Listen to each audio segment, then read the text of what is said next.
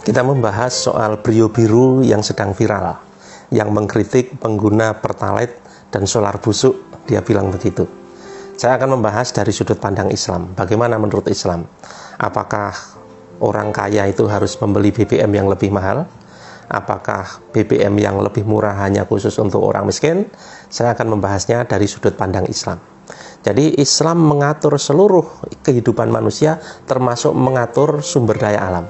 Jadi jangan salah, Islam itu tidak hanya mengatur sholat, zakat, puasa, haji. Semua diatur, dan sumber daya alam itu juga diatur dalam Islam. Ada hadisnya.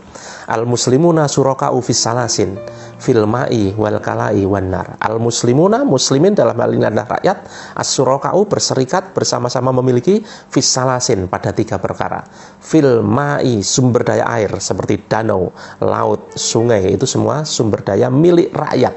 Wal kala'i, sumber daya vegetasi seperti hutan, padang rumput, dan lain sebagainya, itu juga milik rakyat. Wanar, sumber daya api, termasuk di dalamnya adalah minyak bumi, kemudian gas alam, batu bara, dan lain sebagainya. Itu termasuk sumber daya api. Milik siapa? Milik rakyat. Digunakan untuk kebutuhan rakyat, tidak peduli kaya miskin, semuanya sama, berhak memanfaatkan apa yang milik rakyat. Tetapi kan tentu saja sumber daya minyak misalnya tidak bisa kita ambil begitu saja dari dalam sumur gitu kan. Harus ada pengelolaan. Nah, negara lah yang mengelola. Bagaimana kemudian pengelolaan itu butuh biaya operasional, ya monggo saja ditambahi biaya operasional kemudian dijual kepada rakyat. Atau kemudian boleh nggak kalau kemudian diberi keuntungan, dijual dengan margin yang ada keuntungannya? Tentu saja boleh. Tetapi keuntungan itu tidak boleh digunakan oleh negara, karena ini milik rakyat, harus kembali kepada rakyat. Kembalinya dalam bentuk apa? Dalam bentuk kebutuhan pokok. Nah, di dalam Islam kebutuhan pokok itu ada 6. Sandang, pangan, papan, pendidikan, kesehatan, keamanan. Kalau di dalam kapitalis kebutuhan pokok hanya 3, sandang, pangan, papan. Kalau Islam 6, pendidikan, kesehatan, keamanan. Nah, sandang, pangan, papan ini dipenuhi oleh pribadi. Kalau keluarga ya dipenuhi oleh kepala rumah tangga. Tetapi kalau pendidikan, kesehatan, keamanan ini urusan bersama. Ini urusan publik. Maka rakyat itu mendapatkan secara gratis sebenarnya fasilitas dari negara. Dari mana dananya? Dananya dari harta rakyat, yang salah satunya adalah sumber daya air, api, vegetasi. Mari kita bayangkan, kalau seluruh sumber daya api saja, tidak minyak, tidak air, tidak vegetasi, sumber daya api saja, di sana ada batu bara, ada minyak bumi, ada gas alam, semuanya dikuasai negara, kemudian diberi keuntungan, dan keuntungannya untuk rakyat, kembali untuk kebutuhan rakyat. Kira-kira cukup nggak untuk membayar pendidikan gratis, kesehatan gratis, keamanan gratis? Menurut saya nggak cukup, tetapi sisa banyak sekali. Nah, ini di dalam Islam aturannya begini.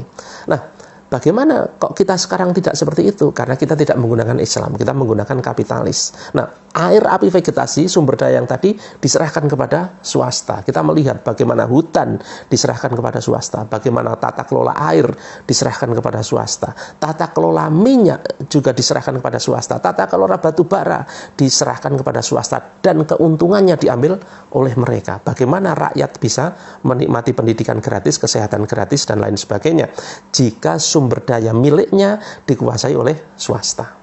Nah, bagaimana kemudian negara? Negara juga punya harta sendiri. Sumber daya selain air, api, vegetasi, misalnya sumber daya minyak, sumber daya emas, sumber daya nikel, dan lain sebagainya, itu milik negara. Baru negara boleh mengambil keuntungan dari situ. Misalnya negara kemudian membayar pegawai negeri, membayar aparat, membeli alutsista, membangun negara, itu dengan biaya negara itu. Lah, hari ini karena kita menggunakan kapitalis, seluruh sumber daya termasuk sumber daya emas misalnya di Papua itu dimiliki swasta, bahkan swasta asing, Amerika, yang hasilnya dibawa mereka. Nah, kita tidak punya apa-apa. Nah, kemudian negara kita mau membangun seperti apa? Hutang kepada mereka. Ini kan lucu. Dia ngambil harta kita, sementara kita mau membangun harus ngutang sama orang yang ngambil harta kita.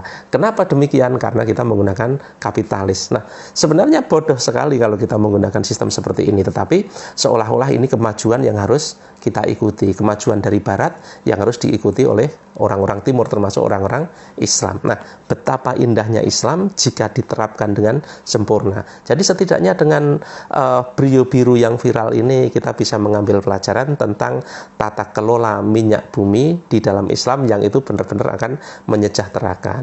Nah, kita sambung dengan pelajaran-pelajaran berikutnya.